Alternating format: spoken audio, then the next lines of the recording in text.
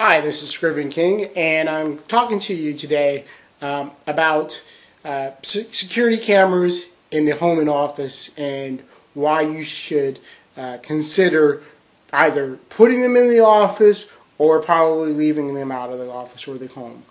There's several considerations that I have when people ask me about security systems and about security alarms, and in particular security apparatuses such as cameras, because so much is dependent on a few factors. Number one, of course, is what is it that you're protecting? In a normal home security environment, what is it that you're protecting that requires a camera system? Are you talking a few valuable belongings? Are you talking precious coins? Are you talking collectibles? What is it that you're protecting? Number two, determine what is your threat.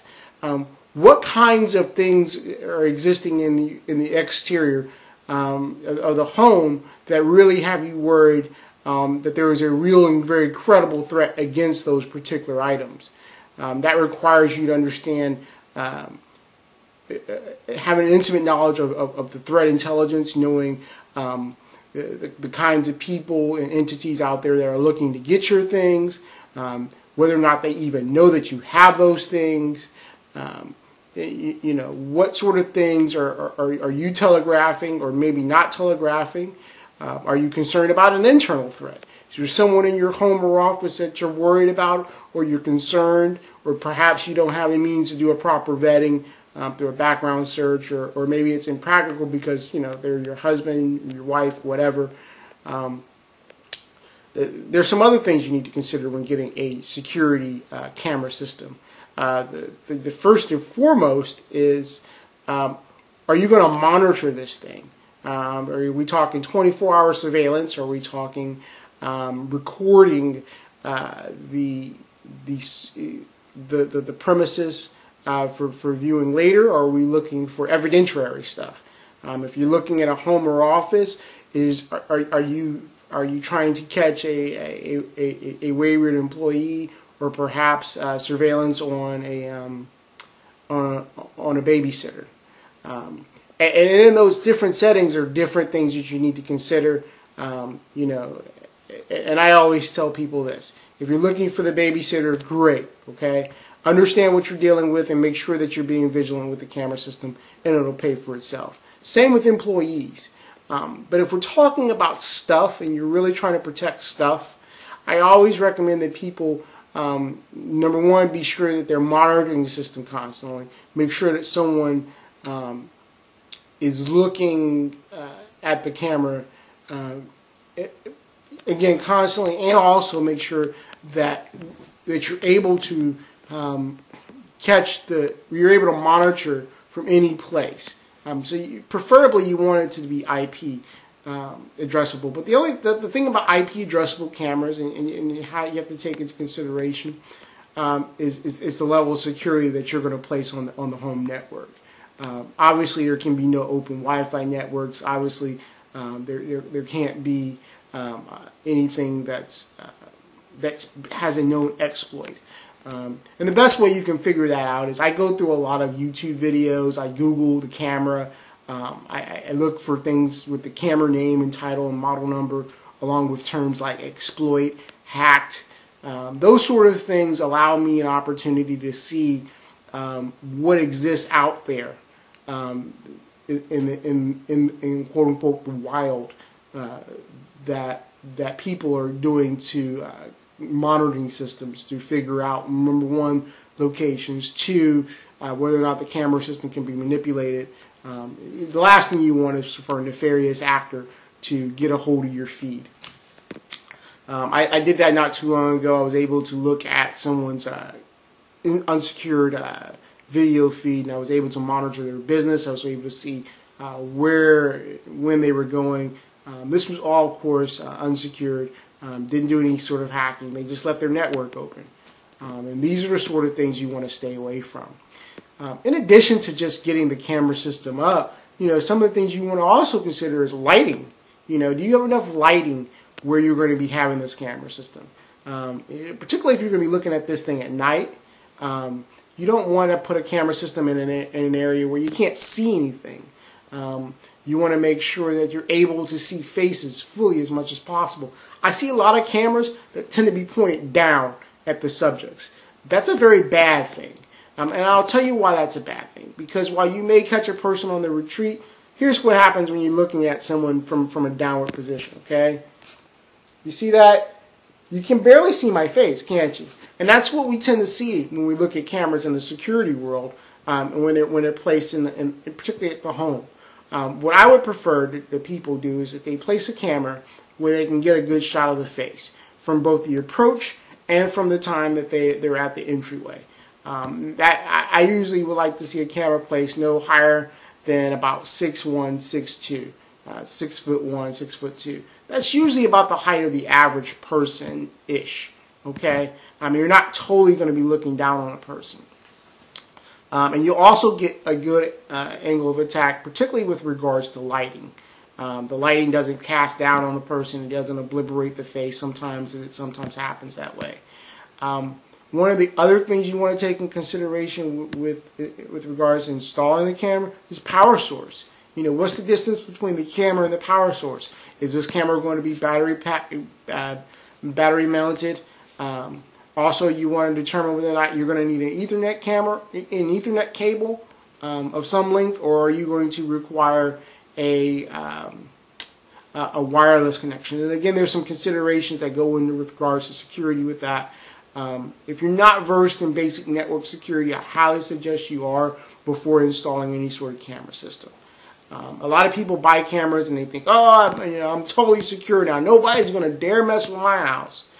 And what we find out is that most thieves aren't even looking for cameras. And when they find a camera, it's usually too late. And if they're really concerned about your camera, they are probably skilled enough to be able to get what they need to and get in and get out. I'm not saying that cameras are ineffective, but what I'm saying is you have to understand the tools that you have, what it is you're protecting, and you have to be vigilant. And you also have to know the ins and outs of the system. That's pretty much the real hardcore considerations that you should have for camera systems. Now, there are some other things that people will tell you, like megapixels and frame rates and all that stuff, and that's all great stuff. Okay, there's awesome technology behind all that stuff. It determines whether or not you're going to be looking at a pixelated picture versus a detailed picture. It's going to do a lot of different things for you, and I suggest that you do as much research as possible on that. I don't have a lot of the technical knowledge on what constitutes for a good frame rate versus bits per second, whatever. What I can tell you is that I highly suggest that you become as versed as you can on the basics of digital videography. And the reason I say that is it's best to educate yourself on these matters.